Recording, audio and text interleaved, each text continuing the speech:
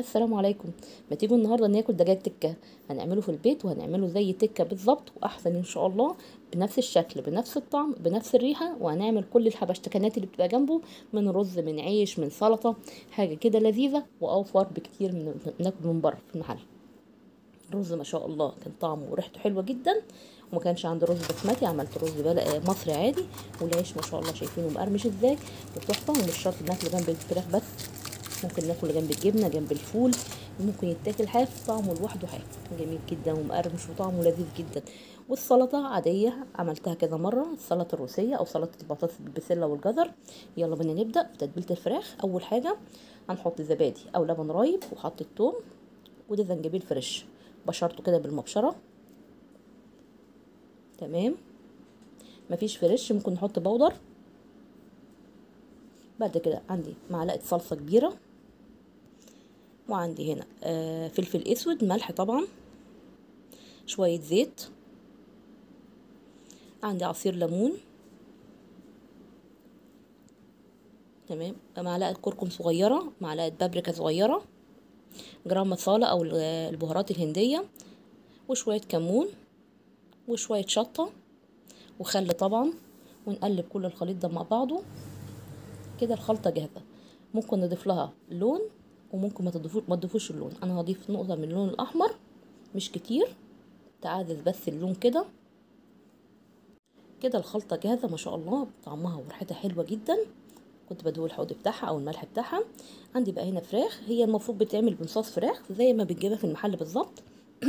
بس عندي هنا وراك كنت مطلعاها من الفريزر وفكيتها في الميكرويف مغسوله طبعا.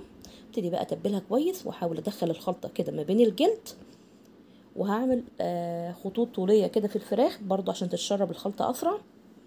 هي المفروض تقعد حوالي 3 4 ساعات في الخلطه، لكن انا كنت مستعجله، مجرد ان انا سبتها حوالي نص ساعه واشتغلت فيها. تبلت الفراخ كويس وجبت صينيه هعملها في صينيه في الفرن، مش هعملها على الشوايه. هنا بكسر الورك العظم بلينه شويه بحيث ان يستوي بسرعه. اتبل كل ورك كده زي ما انتم شايفين، من فوق ومن تحت ومن تحت الجلد ومن كل حته، وارصه في الصينيه. تمام، الخلطه تحفه، جربوها وان شاء الله هتقولوا تكه باذن الله.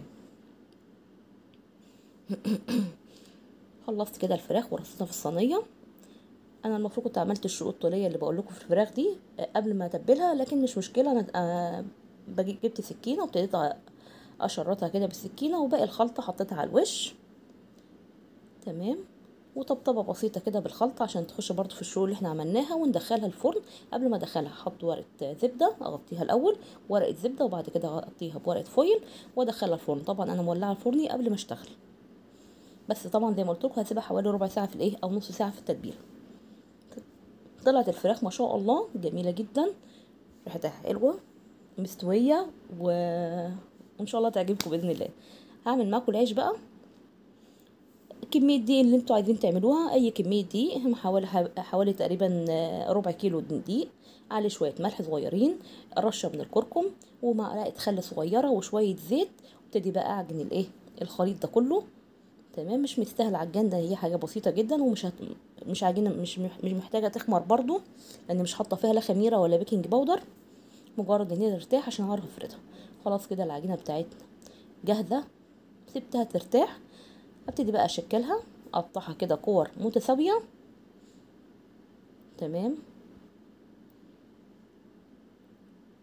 عيش جميل جدا وانا عملته قبل كده، وجربوه ان شاء الله يعجبكم. مش شرط زي ما قلت لكم يتاكل جنب الدجاج او الفراخ. ابتدي بقى افرد كوره كوره كده.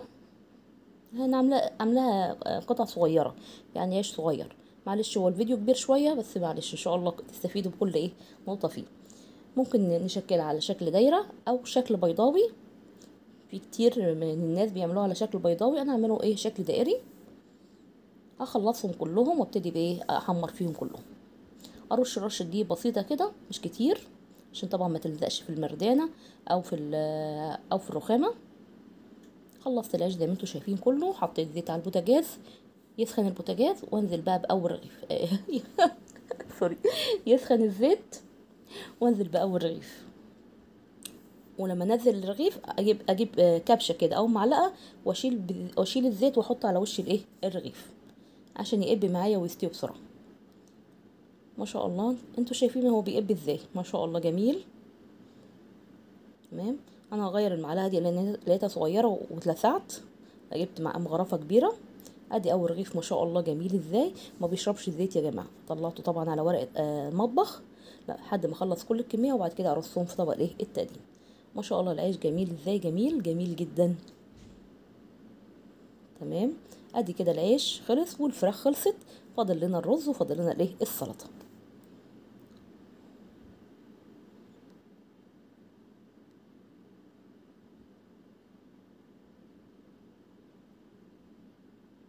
العيش بقى الرز بقى، انا عندي هنا رز مصر العادي بتاعنا.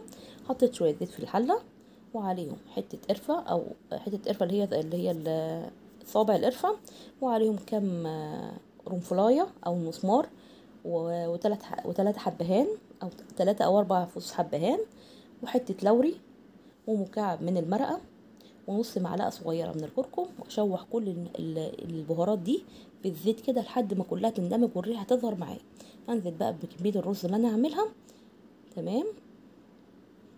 تقليبه كده وتشويحه في الرز صغيره.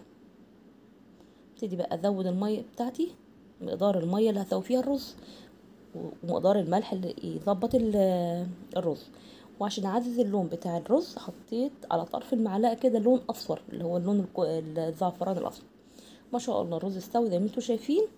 بعد كده السلطه عملتها، جبت بصل، جبت بطاطس وجزر وبسله، وسلقتهم من نص سلقه، ما يتهروش طبعا.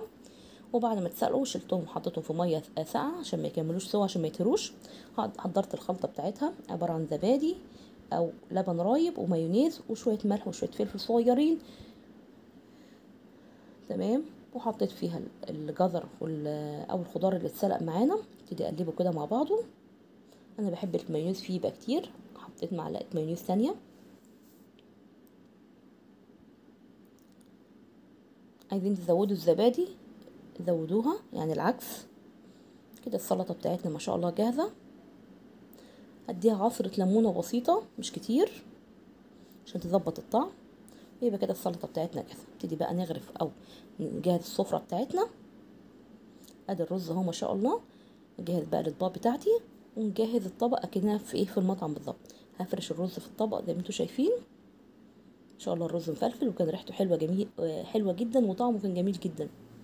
وارص عليها الفراخ، اي ورق لوري او اي حبهان او اي قرنفل في الرز اشيله، وارص على الفراخ كده، وارص على الرز الايه الفراخ بتاعتنا.